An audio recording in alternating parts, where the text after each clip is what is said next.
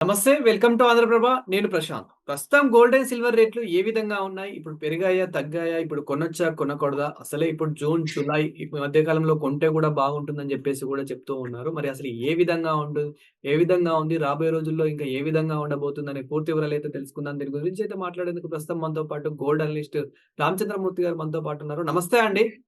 నమస్తే అండి.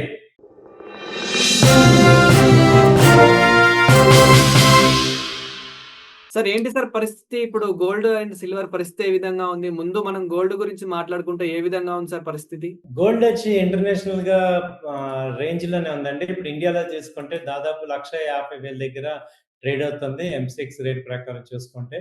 అలాగే ఇది లాస్ట్ 3, 4 డేస్‌లో చూసుకుంటే 1,45,000 నుంచి పెరిగింది. సో, ఇంటర్నేషనల్‌గా వాతావరణం అంతా కూడా పాజిటివ్‌గా ఉంది కాబట్టి గోల్డ్ కొంచెం నార్మల్‌గా ఉంది. సో, కాబట్టి ఏంటంటే గోల్డ్ ఎప్పుడైతే ఈ యూఎస్, ఇరాన్ వార్ గనక సీజ్ ఫైర్ అయిందో సో, గోల్డ్ అనేది ఒక స్టెబిలిటీకొచ్చింది. సో, అందువల్ల గోల్డ్ ప్రెజెంట్ వచ్చి 1,50,000 ఉంది. ఇంటర్నేషనల్‌గా $4,350 దగ్గర ఉంది. ఇది యాక్చువల్‌గా అంతకుముందు $5,000 దాకా ఎళ్ళింది. సో, ఇప్పుడు ఏంటంటే ఒక రకమైన రేంజ్ బౌండ్‌లో ఉంది ప్రెజెంట్ గోల్డ్ వచ్చి.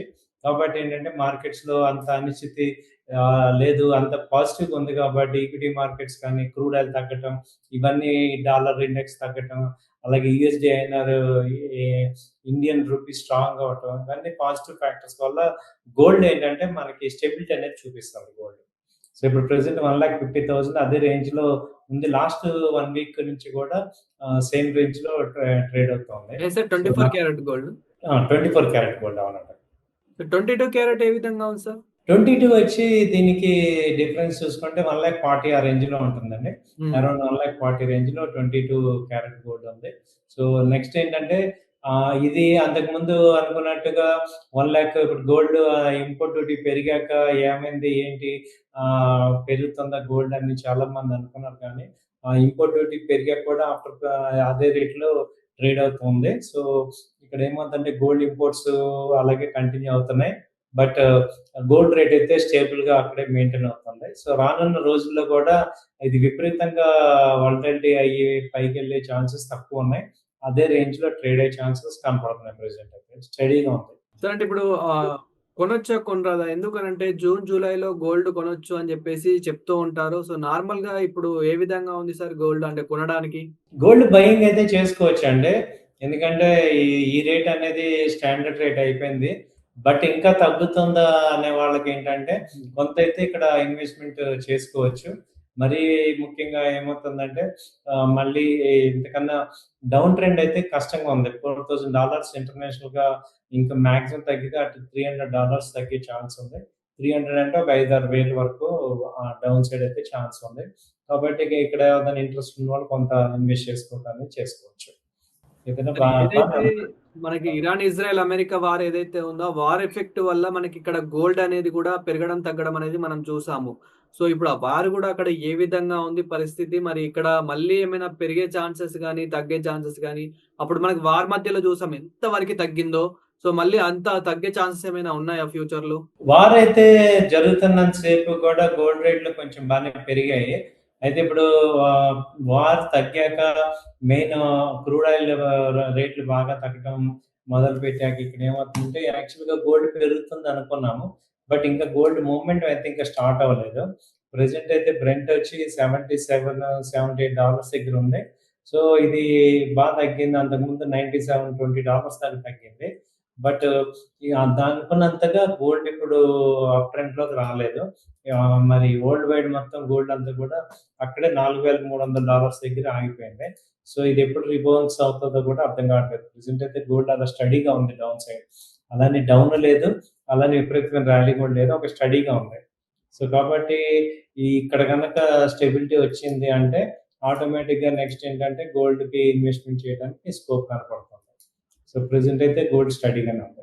సో, మొత్తానికైతే కొనడానికైతే పర్లేదు. ఇదొక మంచి ఛాన్స్ అనే చెప్పుకోవచ్చనమాట. కొంత అమౌంట్ అయితే ఇన్వెస్ట్ చేసుకోవచ్చు ఈ రేట్‌లో.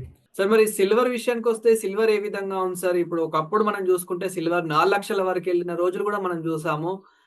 మొన్న వార్ మధ్యలో మళ్ళీ ఎంత తగ్గిందనేది కూడా చూసాము. ఇప్పుడు ప్రెజెంట్ ఏ విధంగా ఉంది? మళ్ళీ రాబోయే రోజుల్లో ఏ విధంగా ఉండబోతుంది అనుకోవచ్చు సిల్వర్ మీద గూడా? సిల్వర్ అయితే ప్రెజెంట్ 2,53,000 దగ్గర ట్రేడ్ అవుతుందండి. సో, హ్మ్. సిల్వర్ అయితే ఇది ప్రెజెంట్ అదే రేంజ్‌లో ఉంది. అంతకుముందు 2,40,000 నుంచి 2,60,000 ఇదే రేంజ్‌లో ట్రేడ్ అవుతుంది. సో, సిల్వర్ అయితే క్లోజ్‌గా అబ్జర్వ్ చేస్తుంటే టైట్ రేంజ్‌లో ఉంది. 20,000 రేంజ్. 2,40,000 నుంచి 2,60,000.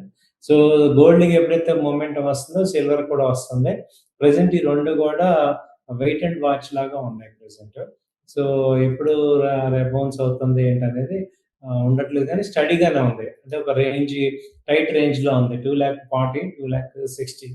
సో, ఈ లాస్ట్ 1 మంత్ నుంచి కూడా అదే రేంజ్‌లో ఉంది. అంటే బయింగ్ అట్ 2,40,000 ఆ రేంజ్ వస్తే బై చేయటం.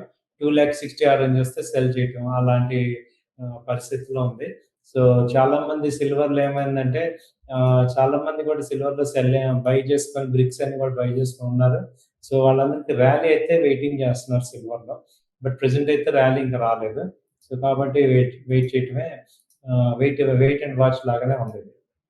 సో, సిల్వర్ అయితే ఇప్పుడు లాస్ట్ 2 మంత్స్ నుంచి కూడా ఇంకా వెయిట్ అండ్ వాచ్ లాగానే ఉంది. సో, ఇప్పుడు సార్ వచ్చేస్తుంది. అంటే ఇంతకుముందు మనకి గోల్డ్ అండ్ సిల్వర్‌లో ఇప్పుడు ఫ్రీ ట్రేడ్ అని జెప్పేసి గూడా తీసుకొచ్చారు. ఇంతకుముందు నార్మల్ ట్రేడ్ అని జెప్పేసి ఇలా ఉంటుండే. అంటే ఇంతకుముందు బల్క్‌లో ఎంతైనా కొనొచ్చు. ఇప్పుడు అలా కొనరాదు అని జెప్పేసి ఒక సిస్టమ్ తీసుకొచ్చారంట గదా! ఇంతకసలు ఏంటి సార్? సిల్వర్‌లో ఏంటంటే ఇప్పుడు ఏమైందంటే ఒక అబ్నార్మల్‌గా ఫిజికల్ బయింగ్ అనేది జరుగుతుంది. దాన్ని నివారించడానికి ఏమవుతుందంటే ఒక ప్రొసీజర్ అనేది తీసుకొచ్చారండి. సో, లిమిట్ అనేది పెట్టారు. బట్ ఆ లిమిట్ ఏంటి? అంత ఫిజికల్ బయింగ్ ఎందుకు? ఏంటి? ఎందుకంటే చాలా మంది బ్రిక్స్ కొనేసి దాచేయటం వల్ల యాక్చువల్‌గా సిల్వర్ ఎవరికైతే ఇండస్ట్రియల్ యూసేజ్ ఉందో అక్కడ రిక్వైర్మెంట్ రావట్లేదు. అలాగే ఈ బ్లాక్ చేసిన వాళ్ళకి కూడా ట్రేడింగ్ బెనిఫిట్‌గా రావట్లేదు. అది ఐడియల్‌గా ఉండిపోయింది కాబట్టి, ఈ సిల్వర్ డెలివరీ సిస్టమ్ అనేది తీసుకొచ్చారు. దీనివల్ల ఏమవుతుందంటే, ప్రతి వాళ్ళు ఎంత ఆల్రెడీ స్టోర్ చేశారు, నెక్స్ట్ ఎంత ఉంది, ఎందుకు కొంటున్నారు అనేది డీటెయిల్స్ సబ్మిట్ చేయాల్సొస్తుంది. ఇదేంటంటే ఒక రకమైనగా మనం ఇన్ఫర్మేషన్ ఇవ్వటం అన్నమాట. అనాథరైజ్డ్ కాకుండా ఆథరైజ్డ్‌గా లిమిటెడ్‌గా తీసుకోవటం వల్ల ఏమవుతుందంటే, మనకి ఇండస్ట్రియల్ యూసేజ్‌కి ఇబ్బంది లేకుండా ఉంటాం. ఎందుకంటే ఇది రేర్ ఎర్త్ మెటల్ కాబట్టి ప్రొడక్షన్ చాలా తక్కువ ఉంటది కాబట్టి, ఇది ఇలాంటి మార్పులు తీసుకురావటం అనేది ఇంపార్టెంట్. సో, వన్స్ ఇవి గనక వ మ్యా మామూలుగా అయితే ఇవి వర్కౌట్ అవుతాయి. ఎందుకంటే ఇప్పుడు అందరం గూడా తెలియకుండా బ్లాక్ చేసేసుకుంటారు.